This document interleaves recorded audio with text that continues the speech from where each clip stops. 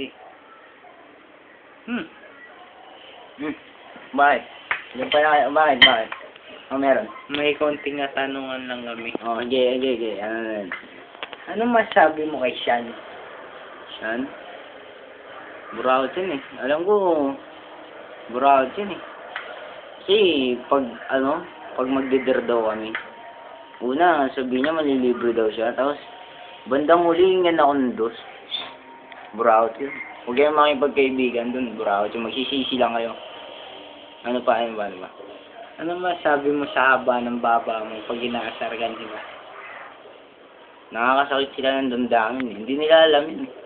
Nakakasar minsan. Minsan, naisip ko, gusto kong mag-quit sa Panot Production. Kasi nakakasakit silang ganito eh. Pero minsan, totoo naman eh.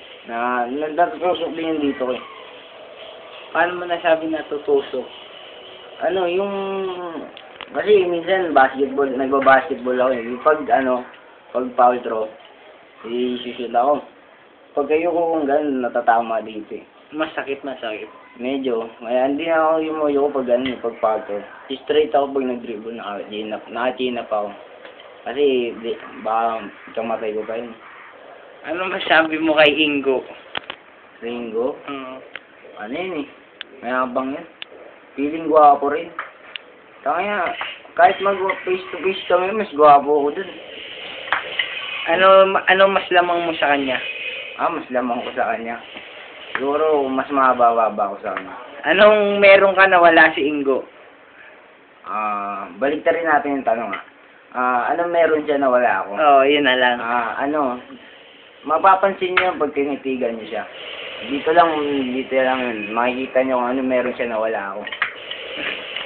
Ano masabi mo kay Mac? Mac? Oo, yung laki ng ulo nun.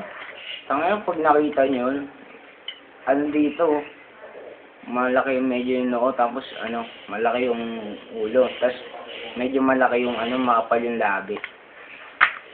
Nakakainis rin yun minsan. Pero ayos lang siya, kaso malaki lang talaga ulo. Yun lang, wala na kaming ibang katanungan. Thank you.